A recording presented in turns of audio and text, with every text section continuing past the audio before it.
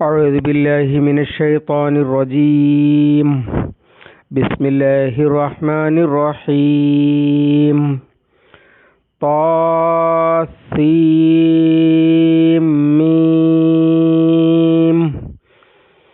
تلك آيات الكتاب المبين لعلك باخع نفسك ألا يكونوا مؤمنين.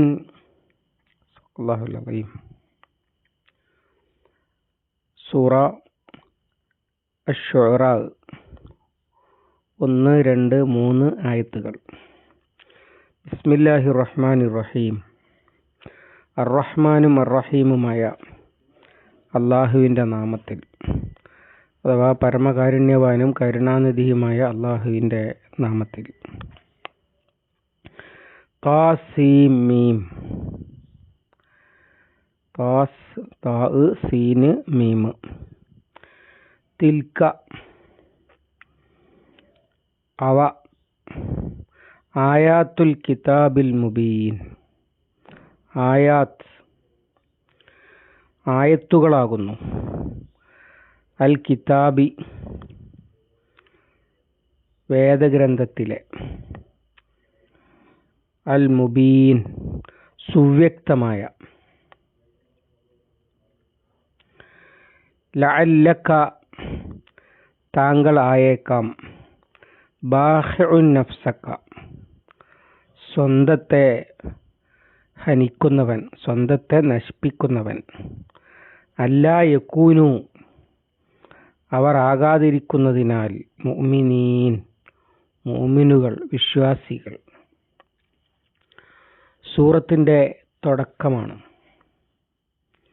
താസീം മീം ഹുറൂഫുൽ മുഖത്തആത്ത്, അക്ഷരഖണ്ഡങ്ങൾ അല്ലെങ്കിൽ അക്ഷരക്കൂട്ടങ്ങൾ എന്നൊക്കെയാണല്ലോ മലയാളം.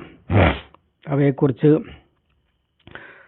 അത്തരം വാക്കുകൾ, അക്ഷരങ്ങൾ വന്നപ്പോഴൊക്കെ നമ്മൾ പറഞ്ഞിട്ടുണ്ട്. അൽ ബഖറയിൽ, ആൽ ഇംറാനിൽ ഒക്കെ. അതുപോലെ ഇവിടെയുമുണ്ട്. കാഫ് ഹായ ഐൻ സാദ്, ഇങ്ങനെ ഒരുപാട് വന്നു. അപ്പോഴൊക്കെ പറഞ്ഞ കാര്യം ആവർത്തിക്കുകയാണ്.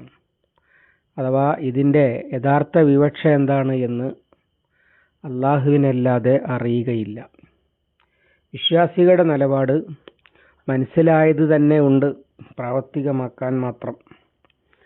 അതുകൊണ്ട് തന്നെ ഈ വക മുത്തശാബിഹാത്തിൽപ്പെടുന്ന ആയത്തുകളുടെ അർത്ഥം അറിഞ്ഞിട്ട് വേണ്ട അള്ളാഹുവിന് കീഴ്പ്പെട്ട് ജീവിക്കുവാനും പരലോകത്ത് രക്ഷപ്പെടണമെന്ന് കരുതി അധ്വാനിക്കുവാനും. മനസ്സിലായത് വെച്ച് തന്നെ ഇത് അള്ളാഹു ഇറക്കിയ കിതാബാണ് എന്നും അള്ളാഹുവിൻ്റെ ദീനാണെന്നും വ്യക്തമായിരിക്കുന്നു. അതുകൊണ്ട് തന്നെ അതിൻ്റെ പിന്നാലെ കൂടേണ്ടതില്ല എന്നർത്ഥം. പിന്നെ നബി സല്ലല്ലാഹു അലൈഹി വസല്ലമയുടെ കാലത്ത് ഇത് മനസ്സിലാകാത്തതിൻ്റെ പേരിൽ സഹാബികളാരും അദ്ദേഹത്തോട് ഇതിൻ്റെ വ്യാഖ്യാനം എന്താണ് എന്ന് ചോദിച്ച ഒരു സംഭവം കാണാൻ കഴിയില്ല. അതുപോലെ തന്നെ ഖുർആനിൽ വന്ന പലതും മനസ്സിലാകായ്മ കൊണ്ട് അല്ലെങ്കിൽ യോജിപ്പില്ലാത്തത് കൊണ്ട് പരിഹസിച്ചുകൊണ്ട് എതിരാളികൾ ചോദ്യം ചെയ്ത സംഭവങ്ങൾ ഉദ്ധരിക്കപ്പെട്ടിട്ടുണ്ട്. എന്നാൽ ഒരിക്കൽ പോലും അബൂജഹലാദികൾ ഇതെന്താണ് ഇതിൻ്റെ അർത്ഥം എന്ന ചോദ്യം ചോദിച്ചത് നമുക്ക് കാണാൻ കഴിയില്ല. അതിൽ നിന്ന് മനസ്സിലാക്കാൻ കഴിയുക അനുകൂലികൾക്കും എതിരാളികൾക്കും ഏതോ തരത്തിൽ സ്വീകാര്യമായിരുന്നു ഇത് എന്നാണ്. അത് വെച്ച് പണ്ഡിതന്മാർ ചിലർ പറയുന്നത് ഇത് ഖുർആനിൻ്റെ വരികളിലേക്കും ആശയങ്ങളിലേക്കും ഒക്കെ ആളുകളുടെ ശ്രദ്ധ ആകർഷിക്കുവാൻ വേണ്ടി പ്രയോഗിച്ചതാണ് എന്നാണ്. നമ്മുടെ മലയാളത്തിൽ ചില പാട്ടുകൾക്ക് മുമ്പ് ചില രാഗങ്ങൾ ആ എന്നും ഈ എന്നും ഒക്കെ പറഞ്ഞുകൊണ്ടിരിക്കും. പാട്ടിൻ്റെ രാഗത്തിലേക്കും താളത്തിലേക്കുമൊക്കെ ശ്രോതാവിൻ്റെ ശ്രദ്ധ ആകർഷിച്ച ശേഷം പിന്നെ വരി പാടുന്നതിനാണ് അത് ഉപയോഗിക്കുക എന്നതുപോലെ ആയിരിക്കാൻ സാധ്യതയുണ്ട്. അല്ലാഹു അഅലം. തിൽക ആയാത്തുൽ കിതാബിൽ മുബീൻ. തിൽക എന്ന് പറഞ്ഞത് മുഴുവൻ ഖുർആനിനെ കുറിച്ചാണ്. അല്ലെങ്കിൽ നബി സല്ലല്ലാഹു അലൈഹി വസല്ലമയുടെ മക്ക ജീവിതത്തിൻ്റെ മധ്യകാലത്ത് ഇറങ്ങിയ ഈ സൂറത്ത് അതിൻ്റെ മുമ്പിറങ്ങിയ സൂറത്തുകളെ കുറിച്ചൊക്കെയുള്ള പരാമർശമാണ്. അതൊക്കെ ആയാത്തുൽ കിതാബിൽ മുബീൻ, വ്യക്തമായ ഗ്രന്ഥത്തിലെ ആയത്തുകളാകുന്നു എന്നാണ്. ആയത്ത് എന്ന വാക്കിൻ്റെ വിവക്ഷ നമ്മൾ നേരത്തെ മനസ്സിലാക്കിയിട്ടുണ്ട്. മലയാളത്തിൽ സൂക്തങ്ങൾ എന്ന് പരിഭാഷപ്പെടുത്താറുണ്ട്. പക്ഷേ സൂക്തം എന്ന പരിഭാഷ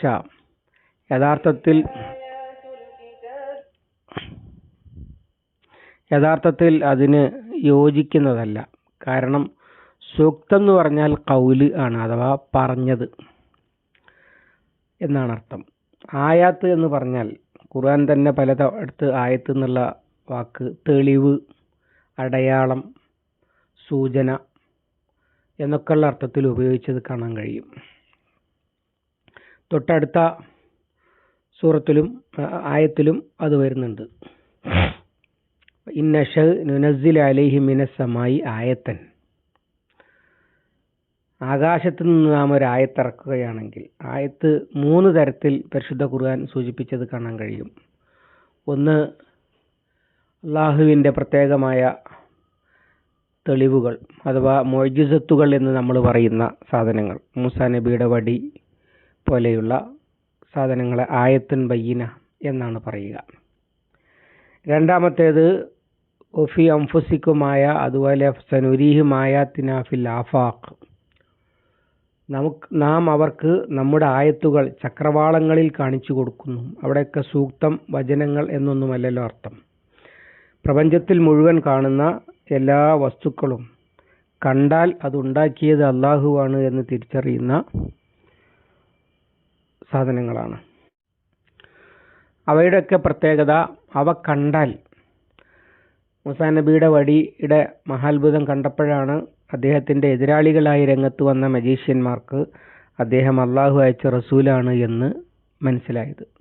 ഇങ്ങനെ കണ്ടാൽ മനസ്സിലാകുന്നത്.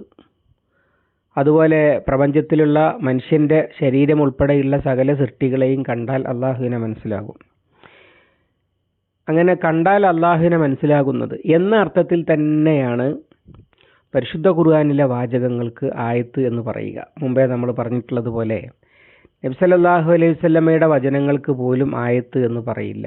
കാരണം അത് കണ്ടാൽ ഇത് ആര് പറഞ്ഞതാണ് എന്ന് വെല്ലുവിളിക്കുക, അങ്ങനെ ഒരു പരിപാടിയില്ല.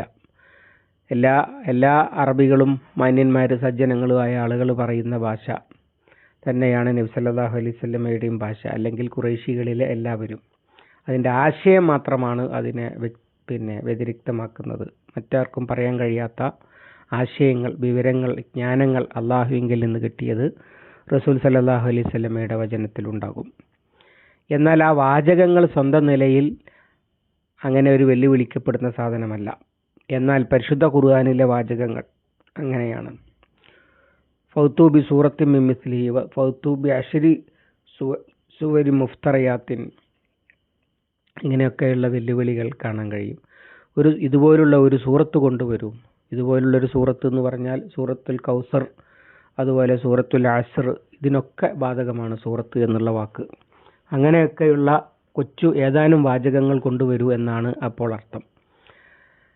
അങ്ങനെ പരിശുദ്ധ ഖുർആനിലെ വാചകങ്ങളെ അതിൻ്റെ ഭാഷ, അതിൻ്റെ ആഴം, അതിൻ്റെ പരപ്പ്, അതിൻ്റെ ഫിറ്റ്നസ്, പറയുന്ന ആശയത്തിനുള്ളത്, അതുപോലെ തന്നെ അതിൻ്റെ ഉള്ളിലുള്ള സൂചനകൾ, ഇതൊക്കെ കണ്ടാൽ മനസ്സിലാകും മഹാദാ ഖൗലുൽ ബഷർ, ഇത് മനുഷ്യൻ്റെ വചനമല്ല എന്ന്. അങ്ങനെ തിരിച്ചറിയാൻ പറ്റുന്ന അടയാളങ്ങളാണ് അവ, ഈ കിതാബിലെ പരിശുദ്ധ ഖുർആനിലെ വാചകങ്ങൾ എന്നാണ് തിൽക ആയാത്ത് എന്ന് പറഞ്ഞതിൻ്റെ അർത്ഥം. ഇത് അടയാളങ്ങളാണ്, അല്ലെങ്കിൽ സിഗ്നലുകളാണ്, തെളിവുകളാണ് എന്നൊക്കെ അർത്ഥം. കാരണം ഇത് കണ്ടാൽ ഇത് അള്ളാഹു ഇറക്കിയതാണെന്ന് സ്വയം മനസ്സിലാകും.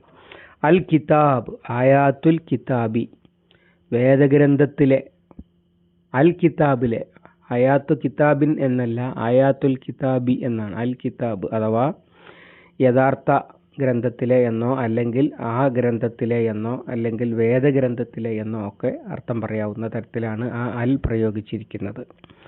അങ്ങനെ വേദഗ്രന്ഥത്തിലെ വചനമാണിത്, പിന്നെ ആയത്തുകളാണിത് എന്നാണ് അപ്പോൾ പറഞ്ഞതിൻ്റെ അർത്ഥം.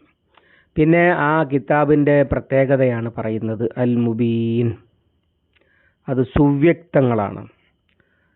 അബാന യുബീനു മുബീൻ, വ്യക്തമാക്കുന്നത് എന്ന അർത്ഥത്തിലും വരും. അതുപോലെ തന്നെ ബയ്യിൻ എന്ന അർത്ഥത്തിൽ നിന്നും പിന്നെ ബാന എന്നതിൽ നിന്നും മുബീൻ വരും.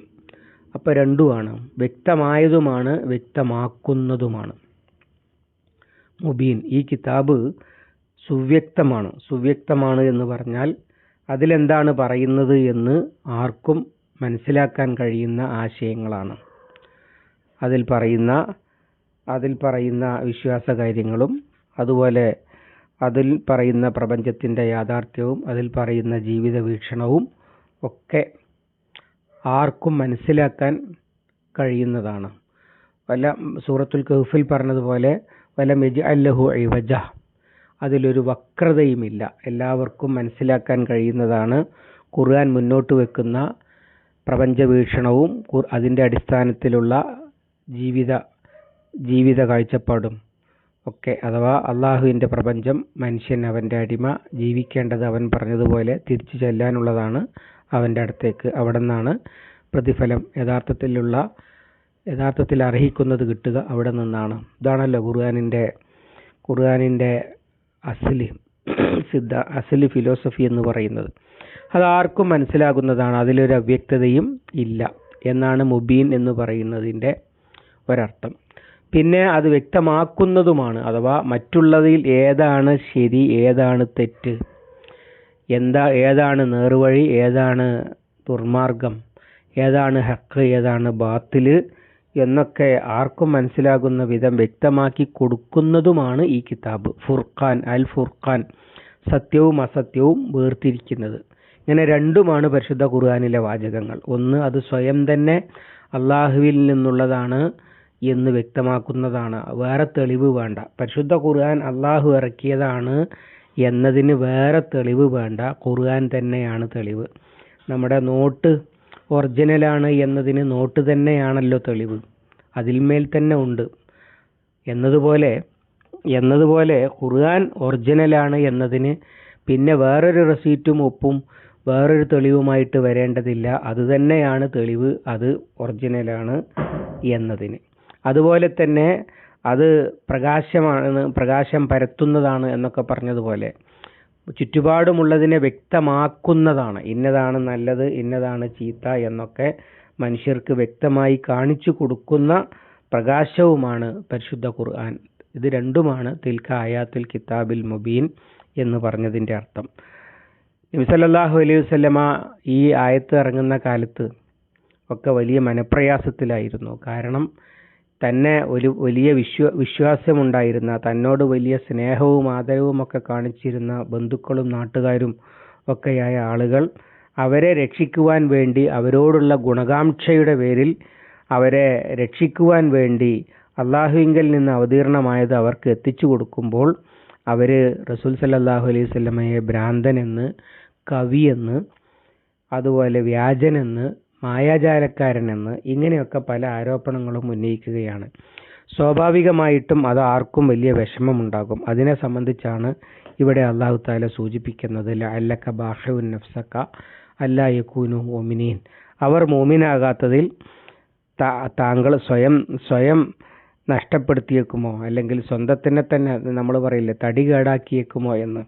ഇത് ഖുർആനിൽ വേറെയും പല സ്ഥലത്തും വന്നിട്ടുണ്ട്. നമ്മൾ പഠിച്ച ഭാഗത്ത് തന്നെ സൂറത്തുൽ കഹ്ഫിൽ ഫലഅല്ലക ബാഖിഉൻ നഫ്സക അലാ ആസാരിഹിം ഇല്ലം യുമിനു ബിഹാദൽ ഹദീസി അസഫ, അവർ ഈ സന്ദേശത്തിൽ വിശ്വസിക്കാത്തതിൽ ദുഃഖിതനായി അവരുടെ പിന്നാലെ നടന്ന് നബിയെ താങ്കൾ തടി കേടാക്കിയേക്കുമോ എന്ന് ചോദിക്കുന്നത് കാണാം. അങ്ങനെ ഒരുപാട് സ്ഥലത്ത് പരിശുദ്ധ ഖുർആൻ അത്തരം ആശയങ്ങൾ പ്രകാശിപ്പിച്ചത് നമുക്ക് കാണാൻ കഴിയുന്നതാണ്. എന്തിനാണിത് പറയുന്നത്? നബി സല്ലല്ലാഹു അലൈഹി വസല്ലമയെ ആശ്വസിപ്പിക്കുന്നതിന് വേണ്ടിയാണ്. അഥവാ അവർ ഇത് വിശ്വസിക്കാത്തതിൽ താങ്കൾക്ക് ഒരു കുറ്റവുമില്ല, താങ്കൾ അതിൻ്റെ പേരിൽ വിചാരണ ചെയ്യപ്പെടുകയില്ല. താങ്കൾ അവർ വിശ്വസിക്കാത്തതിന് ഒരു നിലക്കും താങ്കൾ കാരണക്കാരനല്ല. കാരണം അവർക്ക് സത്യം മനസ്സിലാകണം, വിശ്വസിക്കണം, അംഗീകരിക്കണം എന്ന ആത്മാർത്ഥതയുണ്ടെങ്കിൽ, അവർ സത്യാന്വേഷികളാണെങ്കിൽ അവർക്ക് സത്യം മനസ്സിലാകാൻ മാത്രം സുവ്യക്തമായ വചനങ്ങളാണ് താങ്കൾ ഇതുവരെ അവരെ കേൾപ്പിച്ചിട്ടുള്ളത്. പരിശുദ്ധ ഖുർആനിലെ വാചകങ്ങൾ അവർക്ക് തിരിച്ചറിയാവുന്ന, അവർക്ക് സത്യം മനസ്സിലാക്കാവുന്ന അടയാളങ്ങൾ ആണ് കൊടുത്തിട്ടുള്ളത്. അത് കൊടുത്തിരിക്കെ, ഏതുപോലെ ബോർഡിൽ വളരെ വ്യക്തമായി എഴുതിയിരിക്കെ, പിന്നെ ട്രാഫിക് പോലീസുകാരന് അല്ലേ, അവിടെ എഴുതി വെച്ചിട്ടുണ്ട് എങ്ങോട്ടാ പോകേണ്ടത് എന്നും ഒരുപാട് നിയമങ്ങളൊക്കെ. അതൊക്കെ ഉണ്ടായിരിക്കെ പിന്നെ പോലീസുകാരൻ എന്നോട് പറഞ്ഞില്ല എന്നൊരാൾ പറയുന്നതിന് അർത്ഥം ഉണ്ടാക്കുകയില്ല.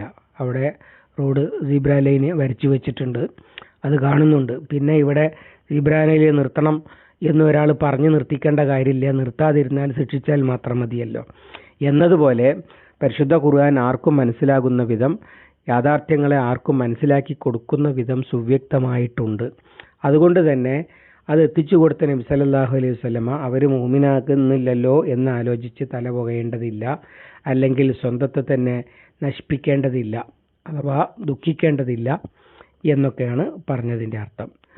അല്ലാഹു സുബ്ഹാനഹു വ തആല അവൻ്റെ കലാം, അവൻ്റെ ആയത്തുകൾ ശരിയായി വ്യക്തമായി മനസ്സിലാക്കുവാനും പാഠങ്ങൾ ഉൾക്കൊള്ളുവാനും ജീവിതത്തിൽ പകർത്തുവാനും സമൂഹത്തിൽ പടർത്തുവാനും നമുക്ക് തൗഫീഖ് നൽകി അനുഗ്രഹിക്കുമാറാവട്ടെ. അല്ലാഹുമ്മ അല്ലിംനാ മാ യൻഫഉനാ വൻഫഅനാ ബിമാ അല്ലംതനാ റബ്ബനാ സിദ്നാ ഇൽമൻ വഫഹ്മൻ വദിഖത്തൻ വനദറ. اللهم اجعل القرآن ربيع قلوبنا ونور صدورنا وجلاء حزننا وذهاب همنا وغمنا. ربنا تقبل منا إنك أنت السميع العليم وتب علينا إنك أنت التواب الرحيم واغفر لنا يا غافر المذنبين. وصلى الله على محمد وعلى آله وصحبه وسلم والحمد لله رب العالمين.